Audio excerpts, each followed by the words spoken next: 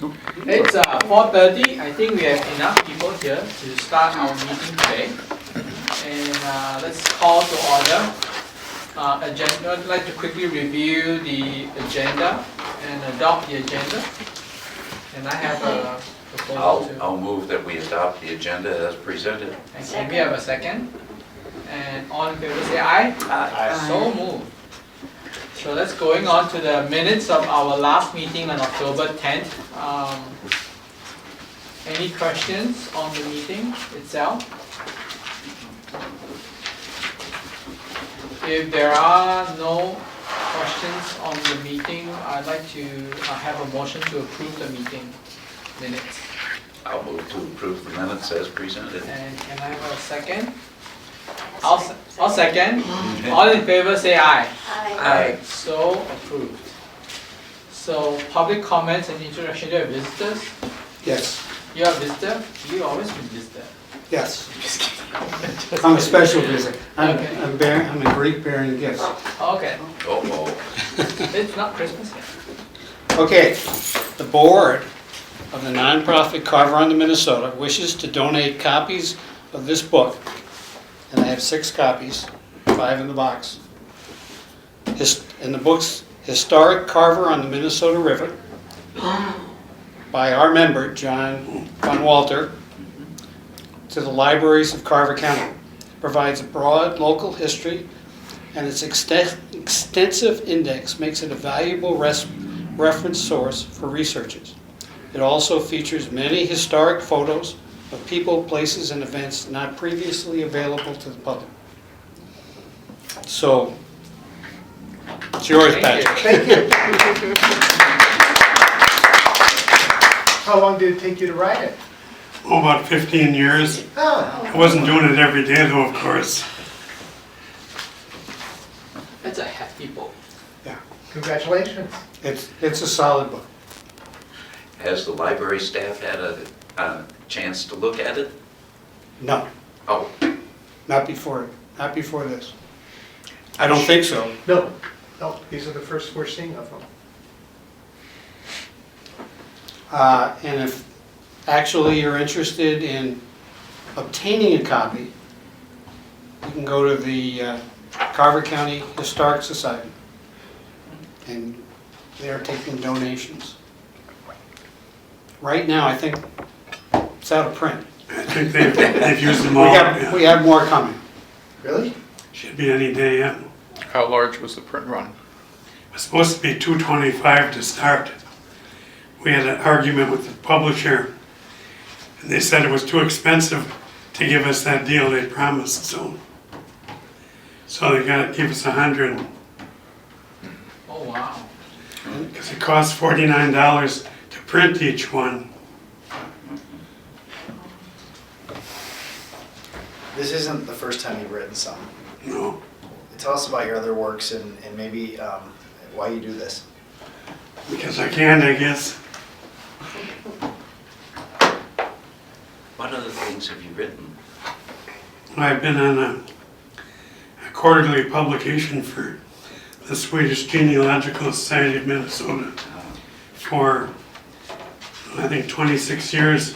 Written two things plus a lot of, excuse me, had COVID and still after effect.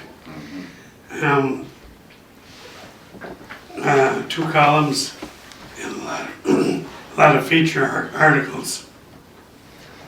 The editor wants to take 25 years of the column, put that into a book. What was the name of the brewery? Do you remember? Hertz in Carver. Hertz. Hertz. Not a good name for a beer. Hurts? Hurts. Drink till it hurts. Well, great. I will take these, Frank, and make sure they get in the system. We're going to need another chair. I see Tinley just walked in. Patrick, will there be one in every branch or how's We'll that? have one in every branch in reference. Victoria doesn't have a reference section, so I'm going to put it in circulating, although I think what we're going to do with the 6th one is maybe give one to Hennepin County Library to get down in the reference section of this main library. History. Yeah, so we'll get one in every library, yeah. My bad. We put one in every high school library too. This would be excellent. Excellent reference for the county. The future ones are gonna be paperback, I think. They're not so expensive to publish. We thought for libraries, especially references, are getting used over and over and need to last. Thank you. You're welcome. It's a lot of work. It's a lot of collection of all the old pictures.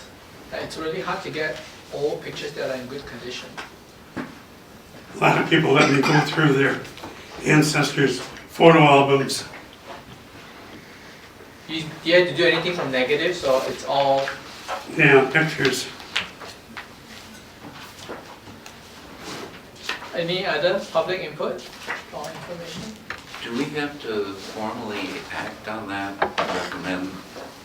To accept, or is that? No, I think it's just a donation. We just decided to do it in public. Good. And no other public input at this time. Okay. Going on to action, no, let's skip this straight to our commission update. Sure, yeah, thanks for accommodating. I have to be in Cologne for a 212 meeting and then some other stuff later today, but wanted to give a couple updates that span beyond MELSA. One of those is our very own Jody Ekstrom had a chance to present today at the board meeting, did a fantastic job. I had asked for that to go from consent to be an agenda item so we could hear from her, and she spoke about the history and the impact of the Charles Dalkey grant. And if you didn't get a chance to watch the board meeting, it's probably worth listening to that one because she talks about the origins of Charles utilizing our libraries and the relationship he struck with a lot of staff, including Heidi Hawks, and the eventual donation, and then the process of putting the grant together, the impact that it's had.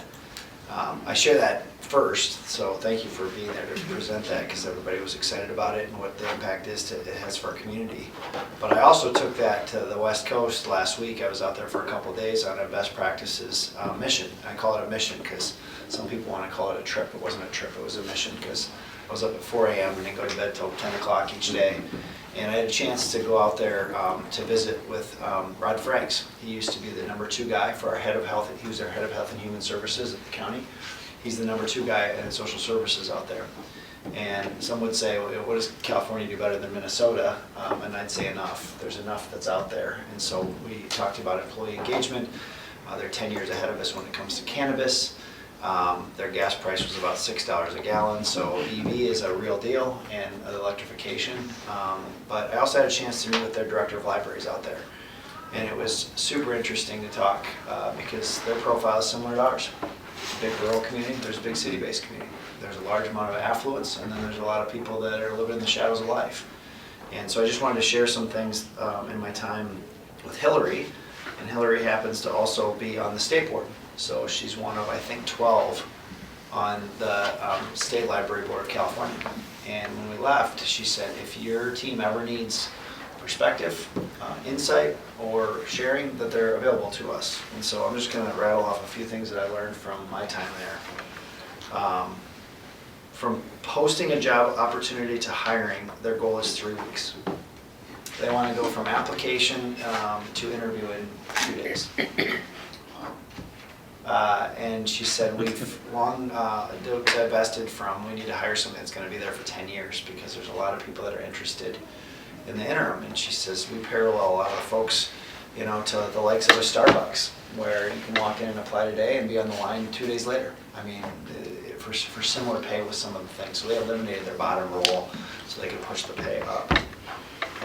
This hit my ears differently, but I think it makes complete sense. Libraries are becoming more violent. They're becoming more used, they're becoming more political, and they're becoming more needed. And I thought that was interesting. She said, we act as the front door for a lot of social services. And so she said, we're everybody's and we're nobody's jurisdiction because they operate similar to us, where the city more or less provides the place and we fill them and staff them. And so it's like, where does somebody come in when they have a social services need? And in their case, you know, a lot of people come in for the extreme heat or extreme cold. The library is their place of gathering. And she said they've become more proficient on hands-on social services. It's big, it's complex, it's difficult, but it's not impossible. She talked about the library strategic plan. She talked about new buildings and space configurations, because we'll be facing that in the not so distant future.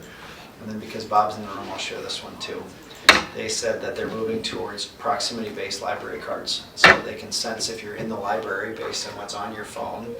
And so you just have to scan your phone and they know that you're a patron of a California library. They also have extension based on something that they use similar to Libby, but it's homegrown to California when it comes to resource sharing across the state, which is interesting. And we're ahead of that when it comes to having a library card for every sixth grader, or the notion of doing so. And so I think that California leads in technology and some of these more progressive things. There's a lot of areas that we're leading. The Dalkey Grant is an indication of it, some of our technologies and our outreach. And so I just offer those comments and know that we're in good hands with Jody. The third time today at the board. Those are my comments. Okay. Yep. Were they like, are they the way they borrow books, is it like us where you can get a book from anywhere? Yeah, it's a central hub spoke type model, and they collect and then move them. And like every library, they're shifting a lot towards the digital space. Right. Physical books are How does COVID affect them? One of the things that I took away from that was, I think we have a similar spirit in this library, is they empower the people on the front lines to make the decision now. And so she said whether that's to stay open longer or that's to close now, she said they have a location that they typically only staff one person at this library. And it's 120 miles from their next major hub. And so if that person feels unsafe, they're allowed to close. If that person feels like they need, somebody needs to have more time in the library, they're authorized to stay open. And those decisions are made by their library staff autonomously, and then they can go back and have conversations later. So the notion of digitizing in the local branches through COVID, and for them, funding was an issue as well. Yeah.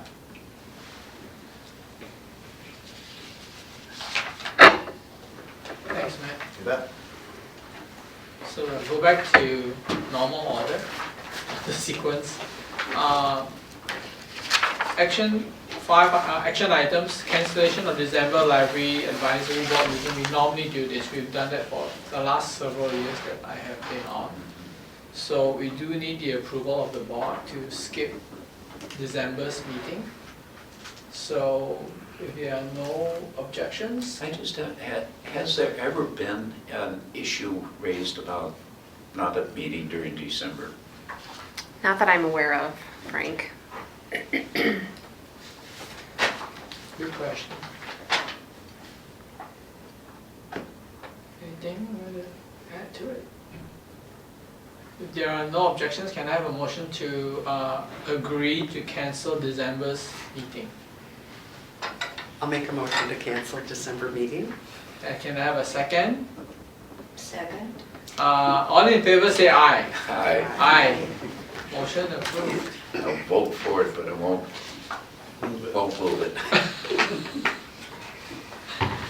There are no unfinished business apparently on the list. Is there any other thing? Nope, we can move right into We'll go the, on to administrative reports. Team updates, intergenerational, Christine Schneider. and Kristen is joining us via Zoom here on the screen. So, Kristen, are you there? I am here. Can you actually see it? Do you want me to put the video on, or you're good with this voice? We'd like to see you. Well, isn't that kind of you? I heard that one. All right, let me figure it out on the iPad. Hold on. All right, There you go. Okay, so yes, I'm Kristen Schneider. I'm the current chair of the intergenerational team. So this is kind of a newer team. It's only been around for a year and a half, almost 2 years. So I haven't had to present at one of the board meetings. You've seen me for youth service and collection, but not for this one. So I'm just going to read off what the team charter is, which will kind of help you hopefully understand more what the team is, and then I'm just going to highlight 3 things. Yes, Patrick? 3 things for highlights that we've done so far this year. So For the charter, the intergenerational services team is aimed at developing programming designed for all ages with the potential to target specific generations working together. The team is comprised of representatives from both the adult services and youth services teams with a manager liaison. So we did start out with Jody, and now that she's in her new role as director, we now have Patrick Jones as our manager liaison for this team. Okay, and then now I'm going into the 3 highlights, and then I'll take some questions after if you have any or comments. Okay, so the intergenerational team assembled art and poetry mashup kits for library patrons ages 12 plus. Patrons could work together or independently to combine poetry and visual arts on a canvas, and the completed artworks were displayed in their local library throughout April. So that's one of the programs that we did. I'm going to go into 2 more. The second one is Games and Gatherings. It's a program that welcomed all ages to play board games and card games together to build a sense of community. For some libraries, puzzle swaps became a popular spin-off where patrons could make even exchanges of gently used puzzles brought in by other jigsaw puzzle lovers. So kind of an extension of the Games and Gathering. Okay, third and final for this year is Grandparents Week. So this was celebrated at all library locations, and each location offered different activities during the entire week of September 10th. Libraries offered activities to be done with local grandparents or to be made for distant grandparents with love. So those are kind of the 3 highlights that we had for the year. Does anybody, that's all I have. I try to keep it short because I know you have other things to attend to, but if anybody has any comments or questions.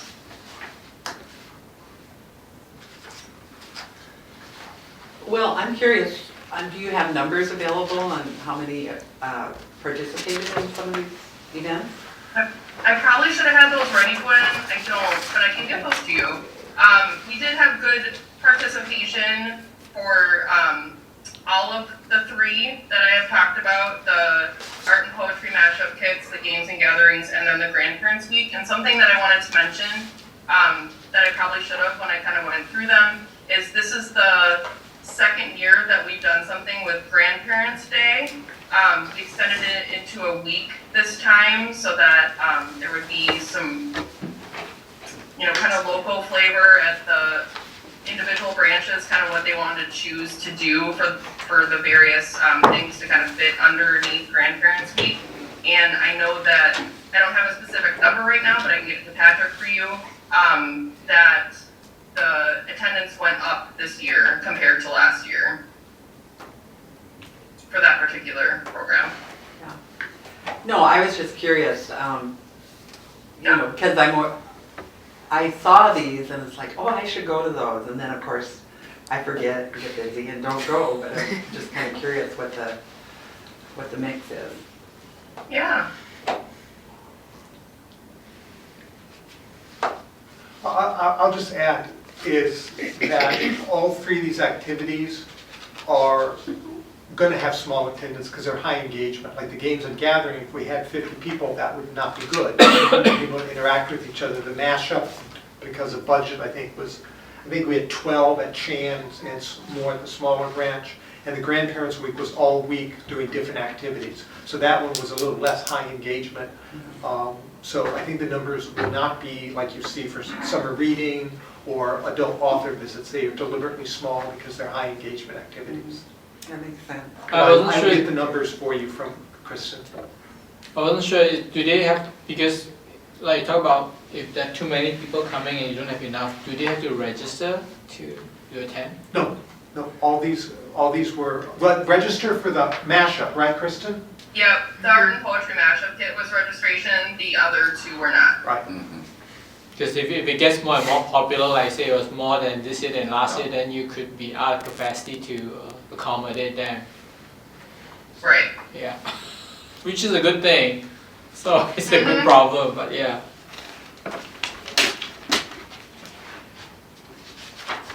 Thank you. All right, thank you for your time, everyone. Have a good rest of your meeting. You too. Have a Thank good you, day. Kristen. Thanks, Kristen. Thanks, Kristen. Thank you. Thank you. Then we have Mr. Bob Lincoln. Yep. Bob, you don't need this, right? Oh, if I could just use, are we No, go still ahead. recording though? Nope. That's here. Recording is over there, right in front of you. Great. Do we need the screen? Because I could put the slideshow up on the screen, or I could be much briefer and go without the slides and email them to you tomorrow if you would like. Is the screen slide more illustrative of the information? A little bit. I'm going to keep it to 3 points as well. Okay, well, I don't mind the screen. Okay. I'm a more visual person than. Well, I'm just warning you, it's going to be longer then. Sorry. Once you get me started, you know. No, I'm kidding. Great. Well, thank you for inviting me. I appreciate it. I'd like to do just a brief technology update, and there's kind of 3 main points that I'm going to point out. And the first one is system accomplishments for the year 2023. The second one is big things that are coming, and then a third one is smaller projects that we've succeeded with along the way. So for our system accomplishments, the big things this year, automatic renewals has been a success, and we've had, and I could give you documentation on that if you'd like, graphs and charts and all that stuff. We're working on that, right? We're already in process on that. I've taken 3 classes in data analysis and data to better present our information such as that. So, but our automatic renewals, we send between 1,000 and about 1,100 automatic renewals every day. So that's emails going out every single day on automatic renewals. Some days it's 974, you know. There's been a day there was 600. But it seems to be going really, really well. I measure that as going really, really well because we're not getting as many emails back. I used to get a lot of emails back saying, well, can you do this? I'm not sure about that. And so I think patients are getting much more comfortable with it.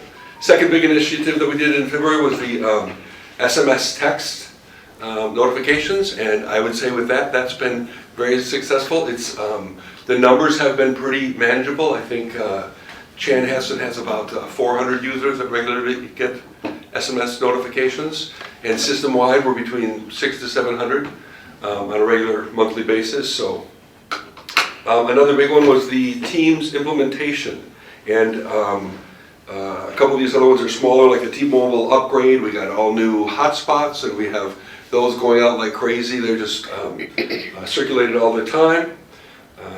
And then the mobile print addresses we just simplified. A couple of just projects along the way that we've completed. Mobile charging stations in 4 of the branches, and then mobile chargers available at the other 3.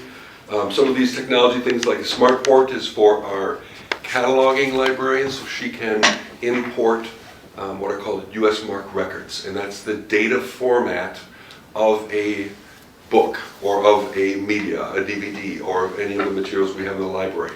And so this is a way to do it very easily and quickly. So, and then the ZIP 2.1 port is for reshare, which I'll talk about in just a minute. Big kind of financial implication projects this year are E-rate, and so we upgraded our internet fiber. It's called internet transport, and we've gone from a 400 megabit to a 2 gig pipeline. What that means is our capacity now in between libraries and from the library to the main hub is like 40 times larger than previously at the same cost, and it's funded by E-rate and RLTA, so that's a beautiful thing. And then category 2 internet switches. I actually have about, you do too, probably Jody, we have about 20 emails about this exact topic today because we're trying to get them installed yet this year. So there's a whole bunch of email chains about this topic going on right now.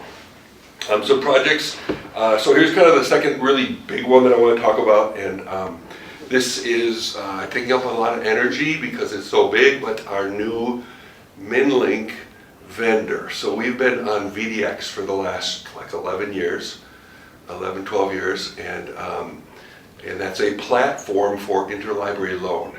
And we're going to a new vendor, and the new vendor seems really sharp. They're great. We've got so we have to export all of our data to them. So think about how big of a file that is.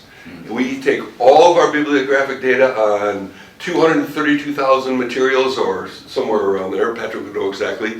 And then we export what we're going to lend through ILL. And so that's where that SIP point 2.1 was upgraded to help us with that vendor. And then, so that's really a big project that will take up a lot of our time going forward.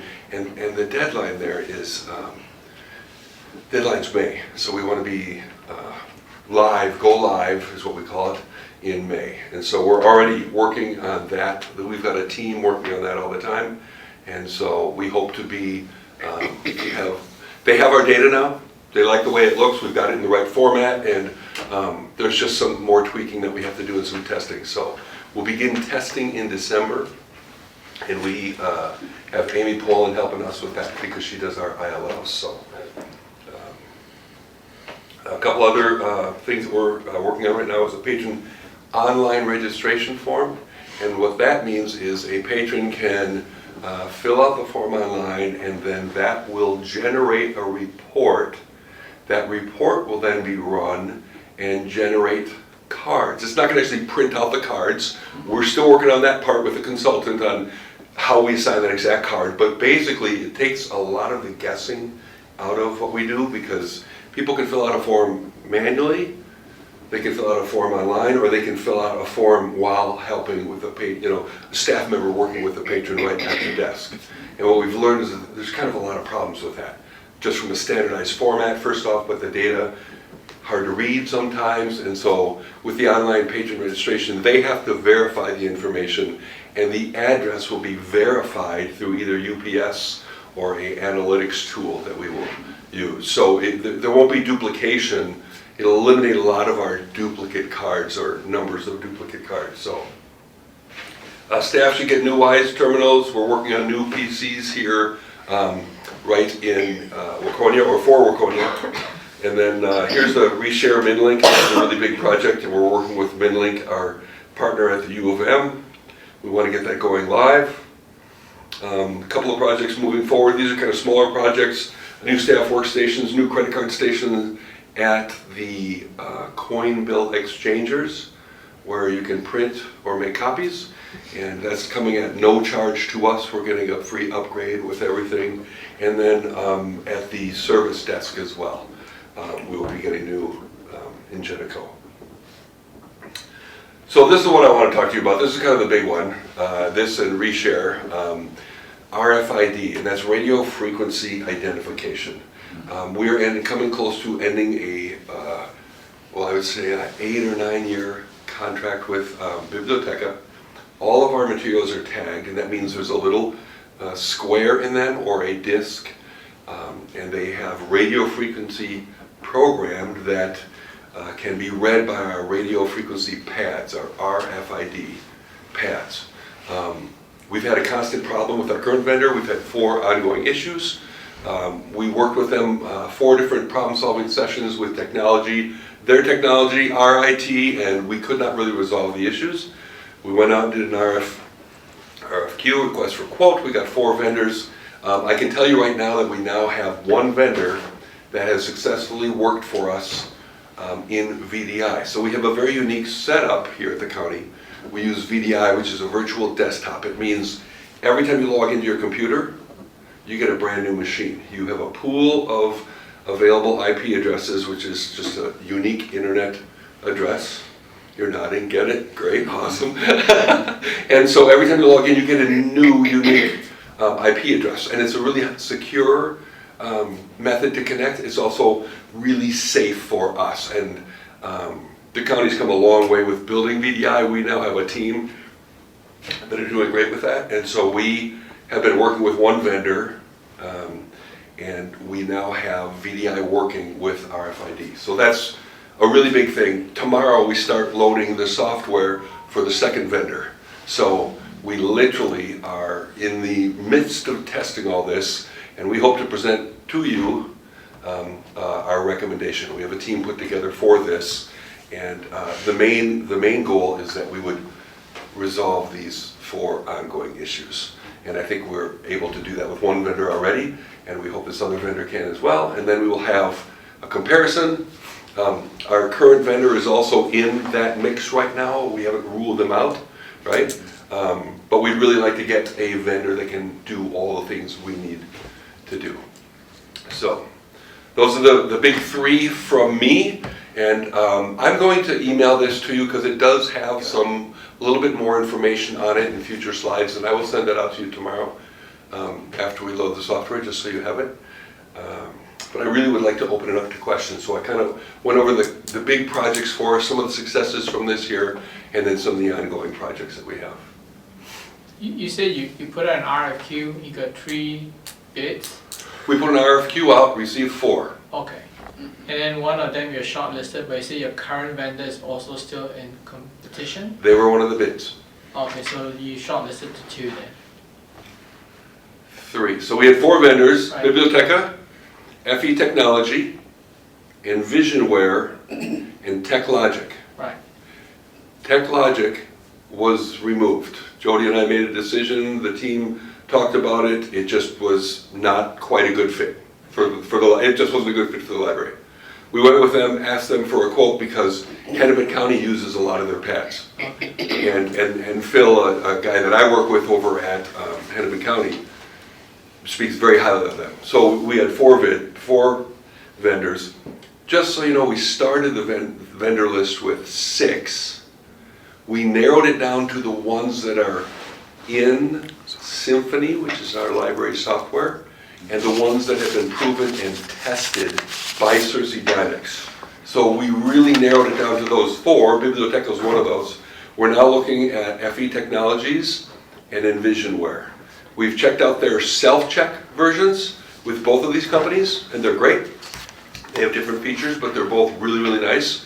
And then right now we're testing the staff. We had some ongoing problems with staff. Because of VDI, it's a very unique setup, and it changes everything with software and licensing. So, anyone else have other questions? So is there anybody that's complained about the automatic renewals? Yes. And a couple people, when we first went to it, I answer all the contact us. Yeah. You're messing up my personal system, I do this, you're taking away a renewal from me, because you do it 3 days ahead of time, I'm not getting the books as long as I wanted them, but it was minor. I haven't had anyone that I've heard from the service desk staff complain about it, everyone seems to really like it. I can tell you our circulation statistics really like it. Right, exactly. I can also say that because of that issue, and we want to provide 5-star service, we figured out a way for people to opt out if we need to do that. It's really quite a big hassle, and we had to work both with our IT and the software that we have. Well, I'm just trying to figure out the timing sometimes because I'm planning to return them and then they're all renewed. Right. And so then I'm like off on my Monday trip and no, I'm kidding. I'm going to write that down. Yeah. I have, so Patrick receives the contact us emails, and we talk about those. So when we went to automatic renewals, we learned that you have to have a reply to address. And a reply to address is just basically if somebody responds to that email, right?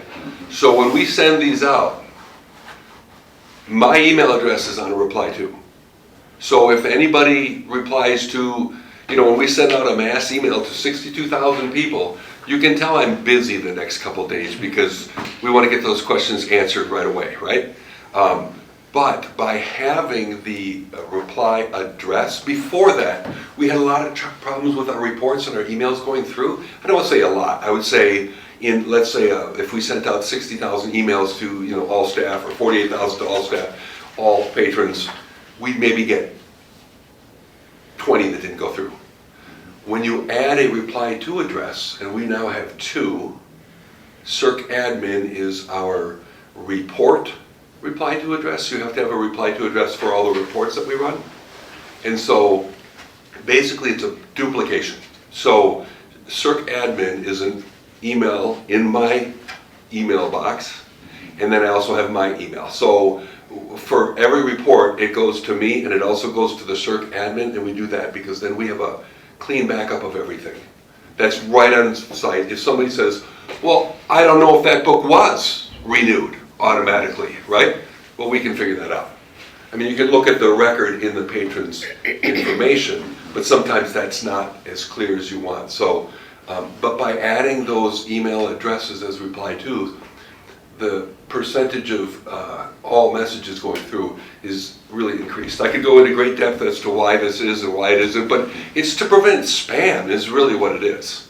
And so all of the web browsers and all the email internet providers are increasing their blocking abilities for spams because they just don't want their customers to have it. And we're not bypassing that filter, we're honoring that, right? But this is just a way to increase our effectiveness. Thanks. Great questions. Any other questions? From an IT perspective, have y'all got attacked at all? Pardon me, please? If y'all got attacked at all, network-wise? Have we been attacked? Yeah. I think we're attacked every day. Do you mean like the network being attacked? Yeah. Well, we have a security manager, Mark Pexa, and Justin Heide, who work on that all the time. That's their number one job. Right. And we're pretty secure. I don't know if you know this, but we go through, all of us, all staff, get quizzed all the time. You get fake emails all the time. I had 211 fake emails last year to teach me how to manage and test emails so that we don't get caught, right? And then if you don't pass, then you have to go to class again. And they have annual classes anyway. But I believe there is a lot of that activity. We don't really see it. We've got a good team. Yeah. Well, thank you very much. Thanks. Thank you. Thank you, Bob. You bet. So, next one, Jody, can you give us your director's update? Sure, I'll start with a couple of budget updates and then move into my director's report. I'll just note that at this point of the year, really the two main things that we're kind of honing in and watching, and I've mentioned one of these previously. One is what we call our STOC, our stock budget, which is our sub-budget. And we did, in early September, we worked with employee relations and went to county board to seek additional allocation into that fund from the employee relations budget. And we were able to do that, which has been huge because of the number of vacancies and staff transitions that we've had this past year. And so we're sitting in a pretty good place. Never enough sub hours available. But we're watching that part of the budget carefully to make sure that we stay on track with that. The other piece too, which is impacted by the auto renewal, are fines and fees. And that's something that we've been seeing a downward trend in, obviously due to COVID for one thing, and some of the impacts of that. But then the auto renewal will certainly have an impact on the fines and fees coming in. So we'll be looking at where, what that shortfall looks like for us and where we need to pull from other areas of the budget to help cover that as we move into the new year. And it's hard to say. I know and Bob could probably, not to put him on the spot, but when we were planning for auto renewal and management team as well, that was something that we had to somewhat project. Obviously, we didn't have a clear picture of how much that was going to impact, and we still don't exactly. It's going to take some time to be able to really have a true comparison. So we've got some MELSA funds available to us as well if we need to pull from that funding to help cover some of that shortfall. So ongoing conversations with county finance and with our, we have an incredible accountant that we work with at the county too, that she can help run reports and watch projections and kind of help us look at that as we move into the next year. That fines and fees is a strange bird to me. To me, fees, fine, but fines, I hate to see that affecting our budget in negative ways. I'd rather see no fines and the budget being funded elsewhere, through some other means. It just goes along with, you got a negative and a positive. Well, to me, I don't like it. It doesn't seem right. Sorry. No, and of course, we're seeing the trend in the library world and with our neighboring systems to be fine-free, to go that direction, so.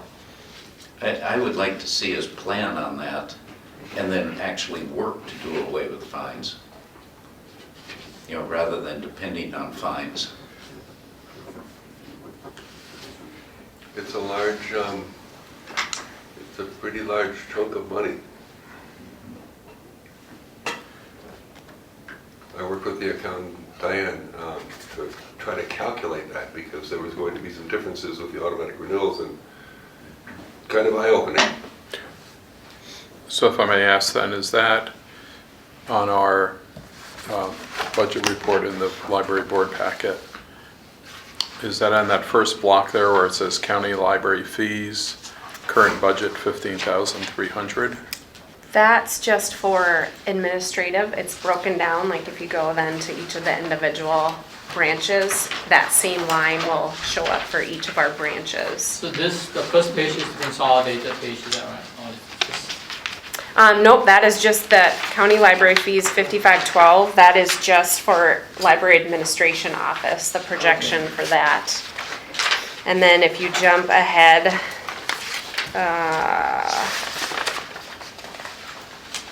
I don't think we even have, page 5, just as a first example. Page 5, you'll see Chanhassen Library Right. and county fees, 2023 projected current budget for Chanhassen was at 8,000, and actually Chanhassen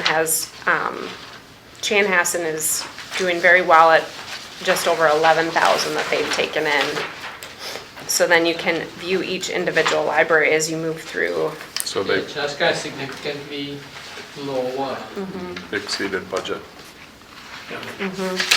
Do the fees also include what you pay for printing and things? Nope, that would be under photocopy fees, so that's a separate line item that's broken down again by branch. At an aggregate level, like how much are fees in your previous budgeting as a percentage of expenditure?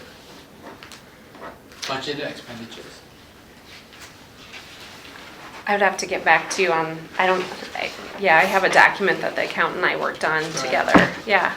I'm just curious, what's the shortfall potentially you're looking at, and what's the county anticipating to help in this area? I believe because I just looked at it again today, I believe for this year's budget it was projected at just over 60,000. And so at this point of the year, we're at a total of about 31,000 that we've taken in. And were the calculations that we thought would be reduced? I believe our estimate was 25,000. The calculations to estimate. So for next year, you're looking at only 25,000 then, you think? For F24? We'll have to look at that, to see where we can come in at. Yep. Or do you think the automatic renewal will continue to drive it down? Oh, yeah. Yeah. And Definitely. analytics-wise, you're probably driving it down. I'm sorry? And analytics-wise, you'll probably be driving it down. People who would have been late with stuff, keeping it renewed, and eventually they get it back. Yeah, it's totally related to that. Thanks. Well, it's also related to a little bit probably to the continued increase in digital.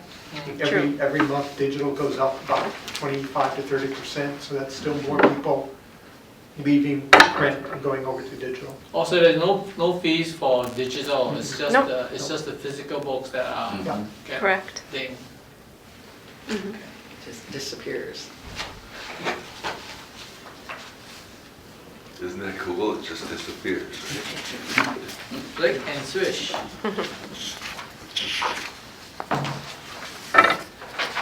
Thanks, Jody.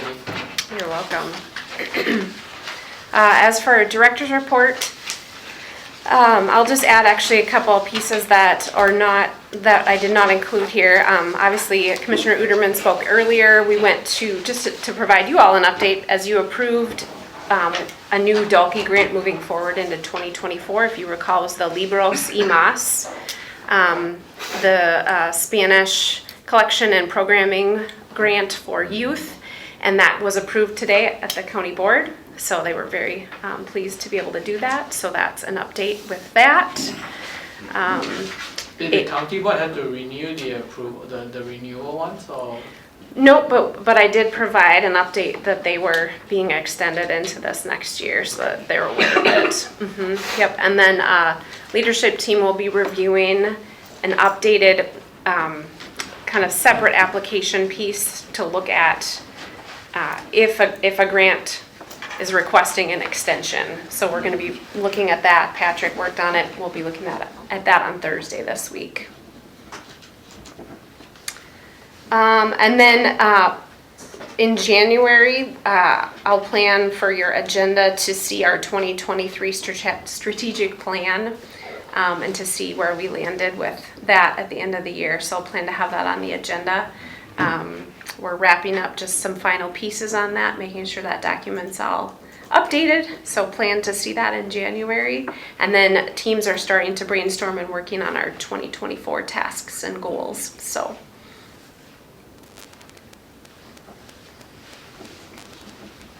Otherwise, if you have any questions about anything in the director's report, I'm happy to answer.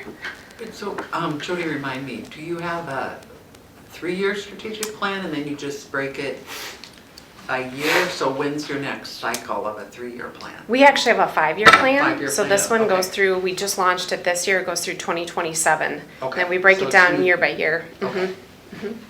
They all kind of blend together to me, but I knew they were a big picture and then broken out. So, okay.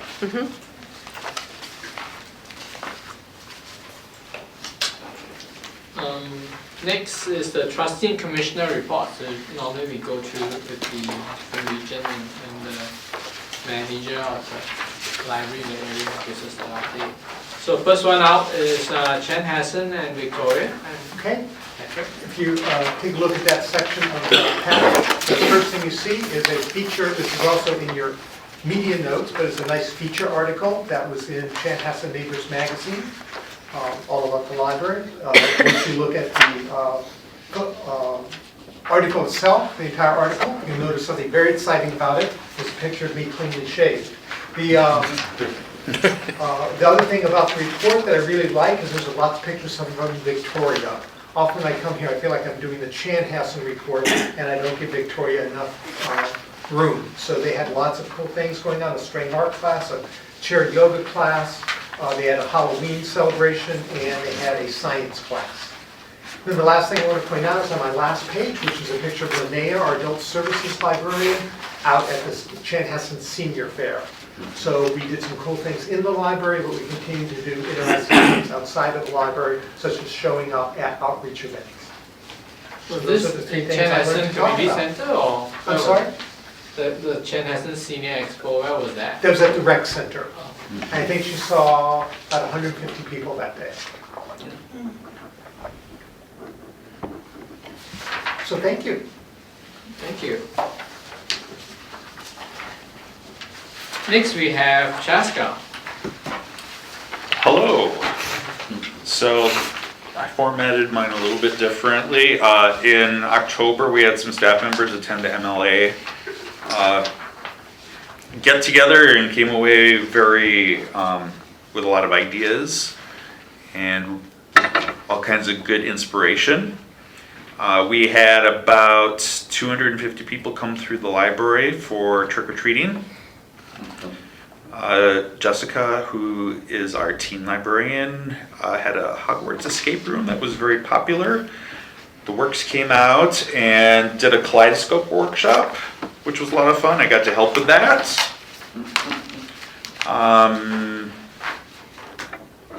Jeff has been busy working with various groups on some book clubs.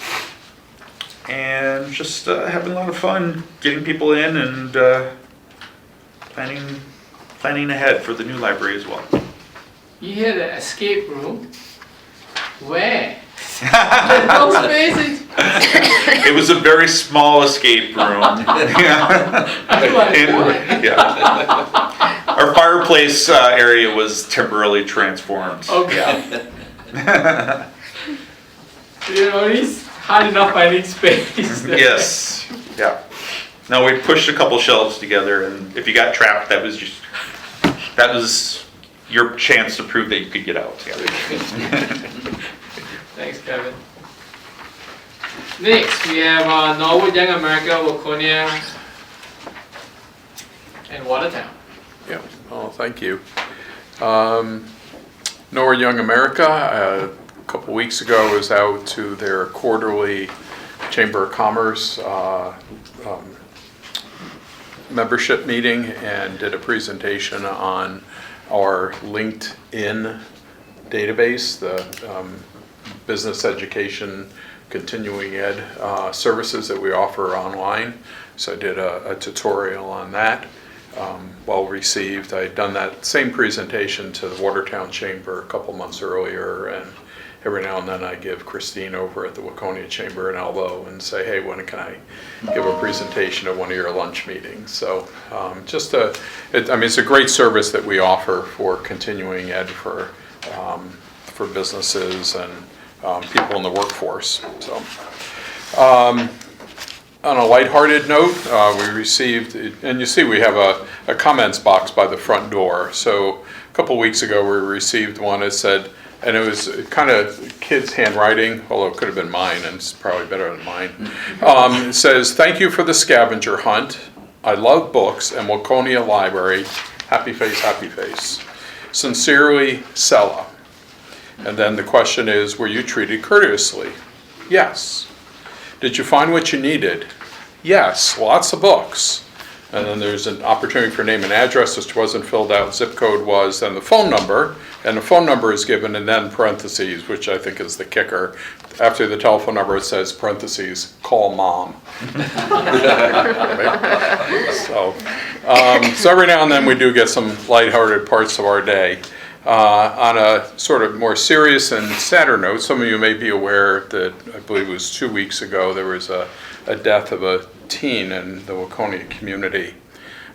So just holding that as in the background, it was Monday night last week, and I was changing the guard out at the desk. I was leaving, and Susie was coming onto the desk, and so we were talking about a few things that she could expect for the evening, and the activity room here was being used by the Waconia Writers Group. So just as I'm kind of stepping away from the desk, I notice a woman coming up to the activity room, kind of looking in, and then I'm like, oh, that's not for me. And then kind of stepped out and walked around. So fast forward 5 minutes later, I'm going out along the front of the building, if you can follow me. I'm going along the front of the building, and as you can see, when it's dark outside, you look inside, the lights are on, and I see that person who is now setting up some paper and some writing materials and things like that on the table in the front. Thought in my mind, good deal. She found some place to sit and do her work. Right. Next morning I come in, Susie and I again are just kind of touching base, how was last night, that kind of thing. She goes, there were a lot of teens that came in. And then she goes, but it was good. And so then what we came to learn was this was a group of teens who apparently had organized themselves and had decided to come to the library and do a card writing event, if you will, that I believe then what they were doing was sending cards to the family of that student. And so they in this room, or did they out in the front, okay, in the front reading area. And so the point of this, I think, is that and as Commissioner Uterman and all of us talk about, right, and that is being an open, welcoming space. And I think here was an example of that, which is a little more poignant, emotional, if you will, is to a group of people just coming to the library and deciding this was a place where they could sit and do some work, right? And then we had that yesterday. There were, I think if I understood it correctly, this is completely outside of, this is like anecdotal, and that is, I think there were 3 internet service providers, major service providers that were down yesterday here in the Waconia area. I know CenturyLink was, and I think there were 2 other internet service providers. Pretty much every chair here and every table was in use with people with laptops, public computers, everything, because people knew they could come here for our Wi-Fi. Right. So I touched base with Jody first thing this morning, and I didn't know if it was going to have any impact or not and who was still down. I knew that CenturyLink, who Debbie and I have at our house, was back up and running, but I didn't know whether others were or not. So when I got in, I put a post on Waconia Community Chatter that said, Waconia Library is open early this morning, and if you need internet service, come on into the library. So we had one person take us up on it, but we had about, last I looked, there were about 90 likes or loves on our post. So I think people at least appreciated that we made that offer. I would invite you, there is a history program tonight while you're in the building here at 6:30. So the Carver County Historical Society is doing a presentation in our front magazine newspaper reading area. We flipped that area around because we don't really have program space here, but it actually, like your fireplace area, can really create just a wonderful ambiance for some author presentations, and in this case the history presentation. And the last item is last night I went to Waconia Early Childhood Community Conversation, Working Together for Young Children.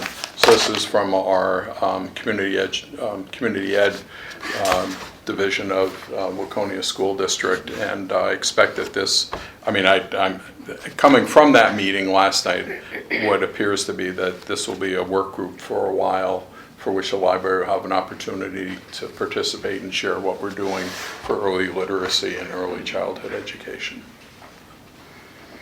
Just curious, Bob, you talked that the internet speed that you have right now is 2 gig. So when patrons come into, let's say, any other library, do they have that benefit? Yes, definitely. It'd be about an 800 megabyte download per device, but we can handle unlimited devices. Right. And we also have Wi-Fi, which has just just as big. Okay. So it's a Wi-Fi 6 thing, or is it? It's 2 gig also. Okay, 2 gig. Yep. Okay. And I don't think the 2 gig that we're measuring is the same as the 2 gig you might be able to buy from CenturyLink. I think the 2 gig here is a pipeline connected to a huge pipeline that we can, with a switch of a button, go to 4 gig or 10 gig, or in an instant. Right. So I just don't.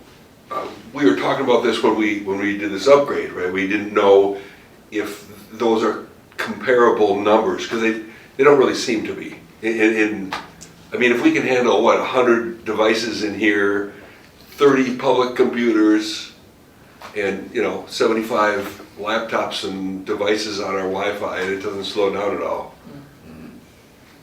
That would slow down at your house. Sounds good. Just a quick comment. So this was an event where the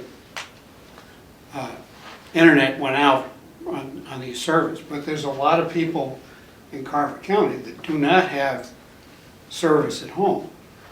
And I've worked with young people that,